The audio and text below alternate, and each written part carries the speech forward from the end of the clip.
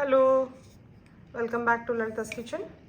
ఈరోజు నేను lemon rice ఎలా చేయాలో చూపిస్తున్నాను.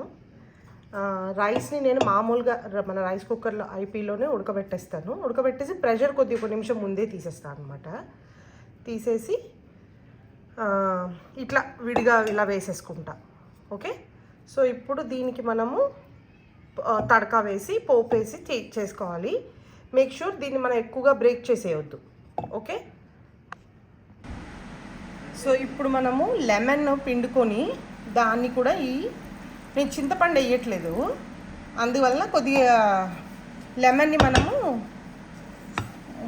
ముందే వేసేస్తే అన్నానికి పట్టుకుంటుంది అనమాట. దీని తర్వాత అప్పుడు మనం పోపు వేసుకోవచ్చు. ఆ పులుపు పట్టుకుంటుంది రైస్కి. ఓకే, ఇలా పెట్టేసుకున్న తర్వాత ఇప్పుడు మనము మంచిగా పోపు వేసుకుందాం. పులిహోర ఉప్మాల్లోకి ద మెయిన్ థింగ్ ఏంట్రా అంటే పోపే. ఆ రెండు బాగుంటే మీకు మీ డిష్ బాగుంటుంది అన్నమాట. ఆవాలు,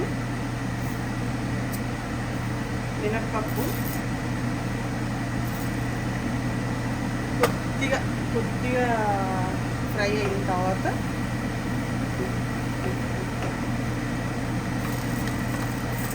హ్యాండ్ఫుల్ జీలకర్ర వేయము.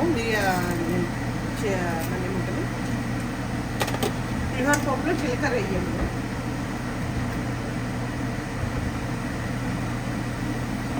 మా మా మా గుళ్ళో ప్రసాదంలో మాకు మా బాలాజీ గారు ఇంగో కూడా వేయొద్దని చెప్తారు. ఇంగవ్ is also one of the not go అన్నట్టేమో నాకు తెలియదు, కానీ ఆయన హీ డోంట్ రికమెండ్ అనమాట. సో నేను ప్రసాదానికి చేసేటప్పుడు హింగ వెయ్యను, because this I want send it to temple. టెంపుల్కి కొద్ది ప్రసాదం లాగా పంపిద్దామని చేస్తున్నాను. దీంట్లో మనకు కావాల్సిన ఎండుమిరపకాయలు, పచ్చడివేలు కూడా వేస్తాను, బట్ స్టిల్ కొన్ని ఎండుమిరపకాయలు. ఇదే ప్రొసీజరు ఐ థింక్ నా దగ్గర నా వీడియోలో పులిహోర కూడా ఉంటుంది, బట్ లేకపోతే నేను చేస్తాను ఇక్కడ.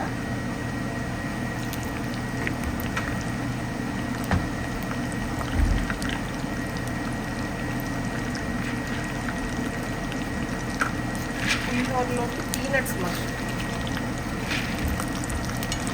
పీనట్స్ ఉంటే కావాలి.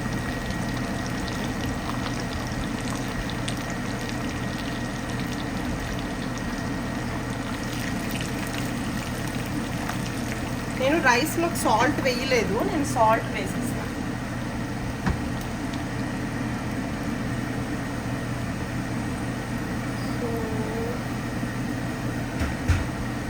ఇప్పుడు పల్లీలు వేయాలి బాగా.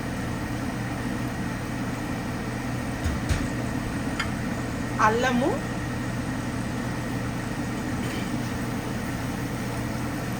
పచ్చిమిరపకాయలు,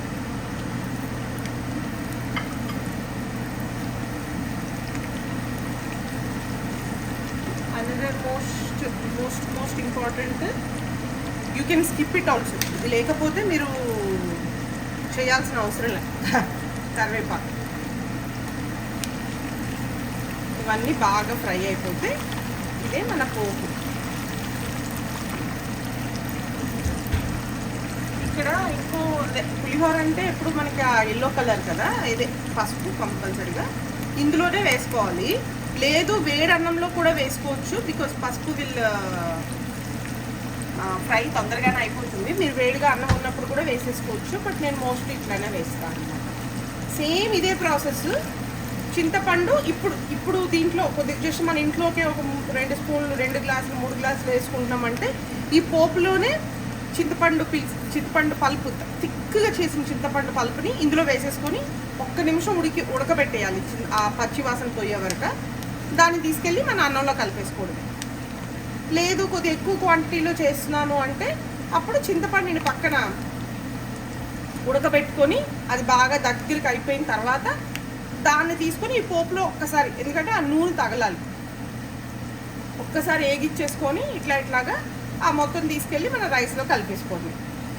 సేమ్ ఇదే process, but instead of lemon చింతపండు ఉంటుంది అనమాట అక్కడ.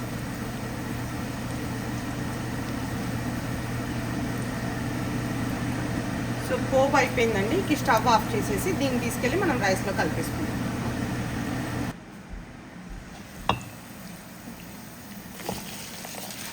ఇది పోపు ఇలా తీసుకొచ్చేసి just mix with the rice. చాలా జెంటిల్గా మిక్స్ చేయాలి, కచ్చపిచ్చగా మిక్స్ చేసేవద్దు. దీన్ని బాగా జెంటిల్గా, మరి ఇట్లా ఏం కాకుండా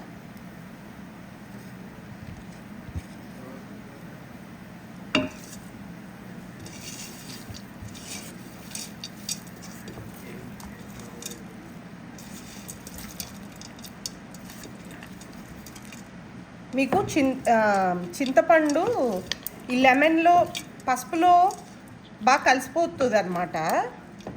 మీకు ఆ పులుపే ఆ పసుపు కలర్కి హైలైట్ అవుతుంది. అంటే పులుపు తక్కువైపోతే మీకు ఆ పసుపు కలర్ పసుపు కనబడుతుంది అనమాట. చూసేటప్పుడు మీకు ఎప్పుడన్నా అదొక సిగ్నల్. దీన్ని కొంతమంది చిత్రాన్నం అంటారు, లెమన్ రైస్ అంటారు. మేమైతే లెమన్ రైసే అంటాము. దీంతోనే మ్యాంగోతో కూడా చేస్తారు. కాకపోతే మ్యాంగో బాగా పుల్లగా ఉండాలన్నమాట. ఉగాది టైంలో మ్యాంగోతో చేస్తారు కానీ, బట్ ఇట్ షుడ్ బి బాగా పులుపు మ్యాంగో ఉంటే బాగుంటుంది. అంతే కదా మరి, పులిహోర ఇవన్నీ ఆ పులుపే కదా మెయిన్. చూసారా, మీకు అన్నం ఎక్కడ బ్రేక్ అయిపోకుండా కుక్కర్లో చేసుకున్నా కానీ మీకు ముద్ద అయిపోదు. ఎందుకంటే తీసేసిన ఎమ్మటే బయటకు తీసేసుకొని ఇంకా ఇట్లా ప్లేట్ లాంటి వైడర్ ప్లేట్లో పెడితే ఇంకా మంచిది. ఎందుకంటే రైస్ చల్లగా అయిపోవాలన్నమాట. ఆ చల్లగా అవ్వటానికి ఒక లెమన్ ఏదో స్క్వీజ్ చేసి పెట్టడమో, ఎందుకంటే లెమన్ పట్టేటప్పటికి బిగుసుకుపోతుంది అన్నం. సో అవన్నీ మీకు ట్రిక్స్. అయ్యో నేను కుక్కర్లో వండేసాను, అన్నం అంతా మెత్తగా అయిపోయింది, అందుకే బారాలేదు అంటే అది కాదు, కరెక్ట్ కాదు. అది కుక్ అవ్వాల్సినట్టు బాగానే కుక్ అయింది, కానీ మీరు కలిపేటప్పుడు సరిగ్గా టేక్ కేర్ చేయలేదన్నమాట. ఓకే, ఇంతే. దేవుడికి నైవేద్యం రెడీ అయిపోయింది. మంచిగా మీకు మీ దేవుడికి పెట్టుకొని మీరు ట్రై చేసి మీకు ఎలా ఉందో, మీ స్వామికి ఎలా ఉందో కూడా చెప్పండి. ఓకే.